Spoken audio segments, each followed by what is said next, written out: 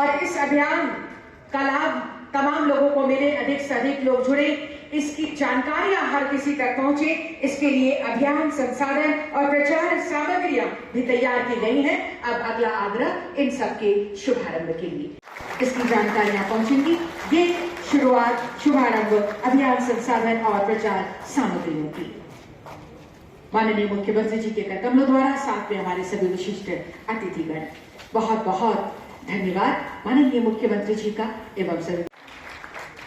इस mobile app का शुभारंभ और हमने वेबसाइट एवं लोगो भी तैयार की है इस अभियान से संबंधित। अगला आग्रह बटन दबाकर माननीय मुख्यमंत्री जी से इस वेबसाइट तैयार की गई है विभाग के द्वारा, जिसके माध्यम से अगवा वीर दिशोम अभियान, हमर जंगल हमर अधिकार के बारे में अधिक से अधिक लोग पूरी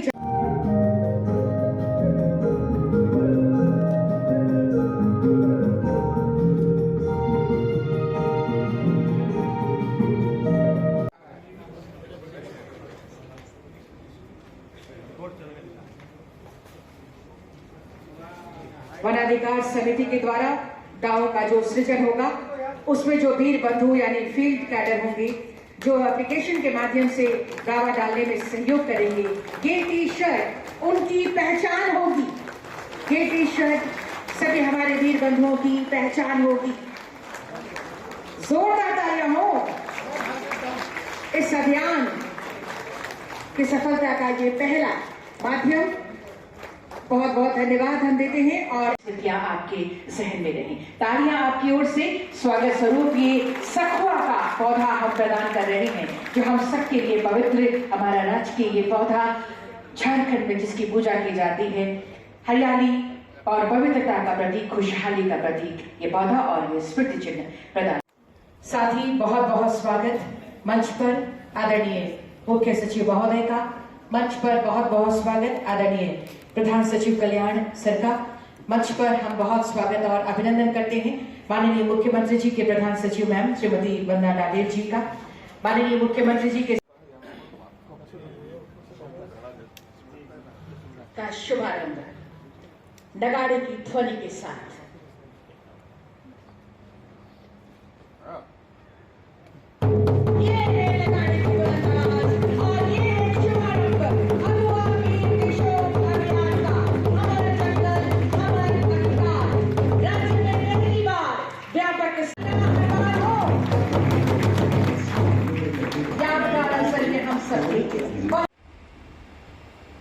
ये लगता है सरकारी कार्य की व्यवस्था में ये कूड़े के ढेर पे रखा हुआ ये है, और शायद यही वजह है कि आज हम बहुत हुज्जतों के बाद वन अधिकार को एक मुहिम का शक्ल देकर हमें सब उतरना पड़ रहा है।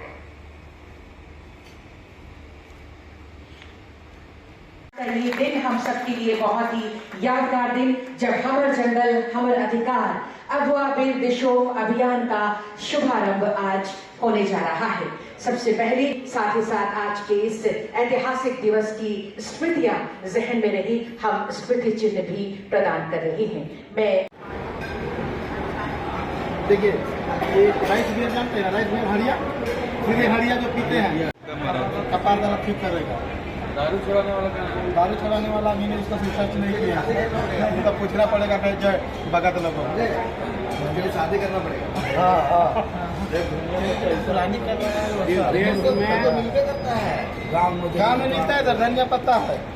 के जरिए अधिक से अधिक संख्या में आदिवासी और वनों पर आश्रित रहने वालों को उनका अधिकार मिलेगा और उनकी आजीविका समृद्ध बनेगी।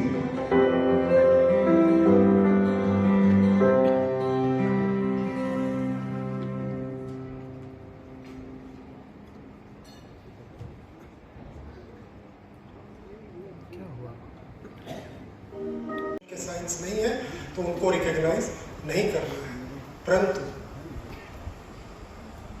जिस कार्य के लिए पार्लियामेंट ने अपनी इंटेंट क्लियर की और जो हिस्टोरिकल इनजस्टिस को करेक्ट करने की बात करता हूँ, जो फॉरेस्ट कंजर्वेशन, इकोलॉजिकल बैलेंस और इकोसिस्टम को सस्टेनेबल यूज की बात करता हो, जो लाइवलीहुड और एम्प्लॉयमेंट की बात करता हो, उसको लागू करने में पदाधिकारियों की व्यक्तिगत पूर्वाग्रह और निष्ठा बाधक नहीं बननी चाहिए। Irrespective of the training that is given to forest officers in Dehradun, they must recognize that this is also an act to promote conservation and ecological balance. और इसके लिए मैं आपको आज इस हॉल में गारंटी देना चाहूँगा, क्योंकि ये कमेटी के द्वारा तय होगा, किसी पदाधिकारी को ये नहीं घबराना चाहिए कि हम पर कोई कार्रवाई हो जाए। It is a collective responsibility of A committee in which there are deputy commissioner, there are DFOs, there are SDM, there are range officers and there are forest officers. तो ये कलेक्टिव डिसीजन है, इसके लिए हम किसी पर कोई कार्रवाई नहीं करेंगे। बहुत इसमें डरने की आवश्यकता नहीं है, लेकिन जो एक्ट के प्रावधान है उनको पालन करते हुए इसमें आगे बढ़ना है। और मैं आशा करता हूँ कि आने वाले जो हमारे सरकार आपके द्वारा कार्यक्रम है, उसमें फॉरेस्ट राइट्स कमेटी के बिहाफ पर एप्लीकेशन जनरेट करके टेक्नोलॉजी के सहयोग से उनको रिकमेंड करते हुए अधिक से अधिक, जब सरकार अपने 4 वर्ष पूरी करेगी 29 दिसंबर को, हम इस अध्याय को बंद करना चाहेंगे। जितने वंचित लोग हैं सबको उस दिन हम लोग पट्टा दे करके हम कहें कि अब इस राज्य में कोई ऐसा फॉरेस्ट ड्वेलर नहीं बचा है। और वो कोई जरूरी नहीं है वो केवल आदिवासी हो, नॉन ट्राइबल भी हो सकता है, if he is a traditional dweller, कि उनके सारे अधिकारों को रिकग्नाइज करके उनको पट्टे दिए गए हैं। इन्हीं शुभकामनाओं के साथ मैं अपनी बात को समाप्त करता हूँ। फिर 1956 में एक एक्ट लागू हुआ, 1980 में एक्ट लागू हुआ। तो जब ये एक्ट लागू हुए तो जो जंगलों के मालिक थे वो किराएदार हो गए और जो कहीं नहीं थे वो मालिक हो गए। सरकार सामने आ गई और हमारे वन अधिकारियों को, मेरे से थोड़ा सा पीछे से जब मैं इस बिंदु पर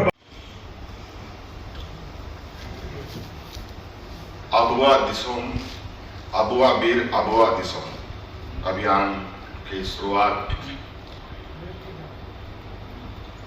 आज हम करने जा रहे हैं। आज इसको लेकर पूरे राज्य के आप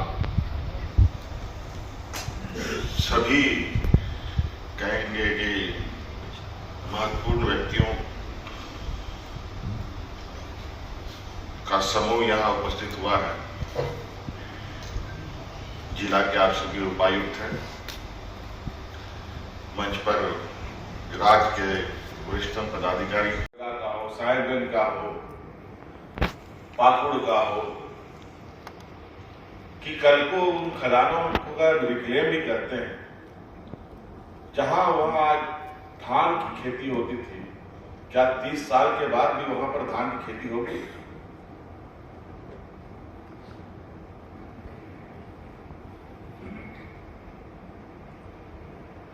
तीस साल के बाद धान की खेती की तो बात छोड़िए, जो किसान आज विस्थापित हो रहा है वो किसान बचेगा कि नहीं बचेगा?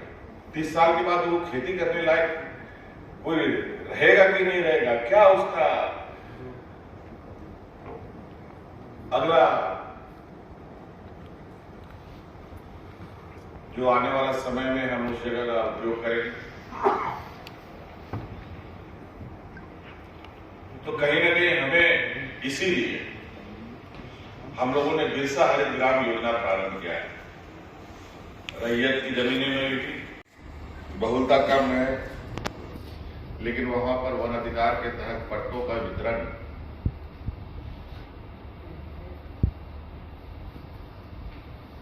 इस तरीके से हुए हैं कि आज मंच पर या सभा में बोलने में भी थोड़ा अच्छा नहीं लगता है कि वो भी और वहां के भी ब्यूरोक्रेट्स, यहां भी हमारे ब्यूरोक्रेट्स वहाँ भी IAS, IPS, IFS के लोग हैं, यहाँ भी हैं भरे पड़े। लेकिन ये काम करने में ये अंतर क्यों आता है?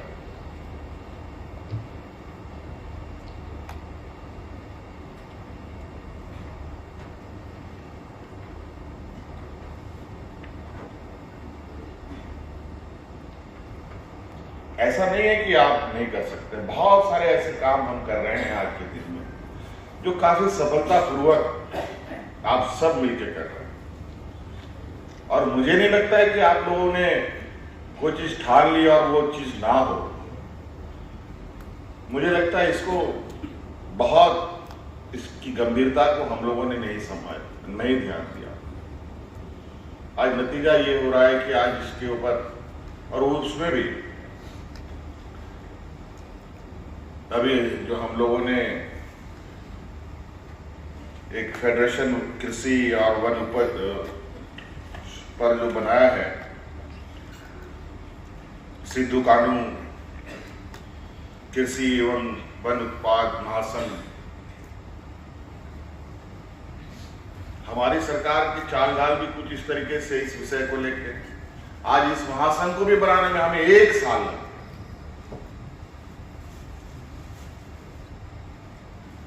ये स्थिति है। चलिए, लग रहा है इस मुहिम को खड़ा होने में लगता है कि इसका हम लोगों ने, अगर हम लोग और थोड़ी दिनों तक, जरा बताइए तो दिसोम का मतलब क्या होता है? कितने लोग जानते हैं दिसोम का मतलब? 1-2 लोग, डीसी साहब को कितने डीसी लोग जानते हैं? और बीर का मतलब जंगल।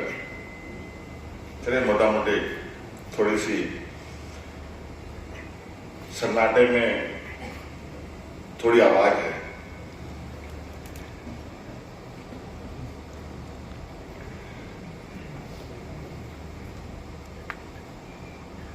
मैंने अपने पदाधिकारियों को कहा है कि ये राज्य थोड़ा सा और सब राज्यों से अलग इसकी संस्कृति है, शिष्टाचार है, सभ्यता है।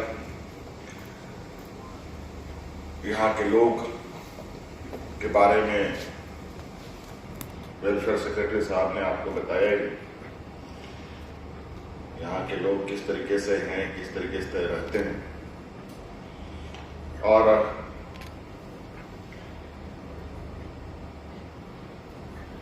मुझे लगता है कि राज्य अलग होने के बाद जो सबसे पहले काम होना चाहिए वो अब शुरू हो रहा है।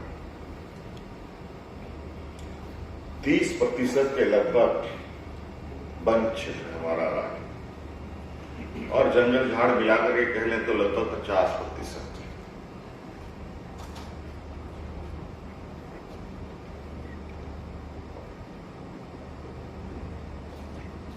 खेती बाड़ी योग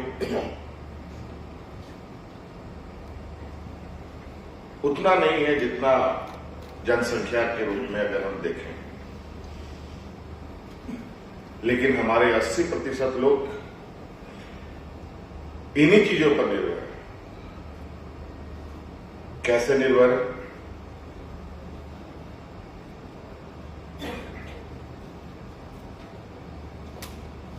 मात्र 20% लोग जो बाजार में, शहरों में हैं, और बाकी सभी लोग खेती बाड़ी पर, लेकिन जमीन तो है नहीं।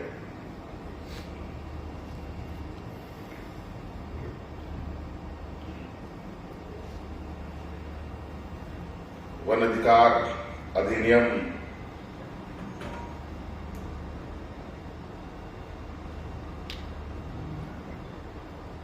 बने हुए कितने वर्षों हो गए,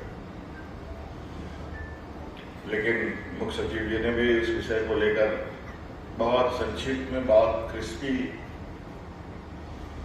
बातें आपके समक्ष रख दी है। मुझे नहीं लगता है उन सब बातों को दोहराने की आवश्यकता है। और इस पर क्या कहेंगे? भैया थोड़ा पीछे ये। मैंने पहले भी कहा कि जो राज्य बनने के बाद जो सबसे पहले होना चाहिए था वो अब शुरू होगा। आगे वाला बोलिए ना। सर पीछे और वो भी बहुत इसमें भी जद्दोजहदें करने के बाद लगता है इस विषय को पूर्व की व्यवस्था ने धर्म मतलब बैताल खाते में डाल रखा। अब इसको हम लोग जीवंत करने जा रहे हैं और झारखंड का जो मूल आत्मा है उसको और जीवंत करने का हम लोगों का ये विचार है। और निश्चित रूप से हमारे पदाधिकारी ऐसे नहीं हैं कि नहीं कर सकते हैं। शायद नीति निर्धारण करने वालों में ने इस विषय को बहुत हल्के में लिया था। अब इस विषय को सर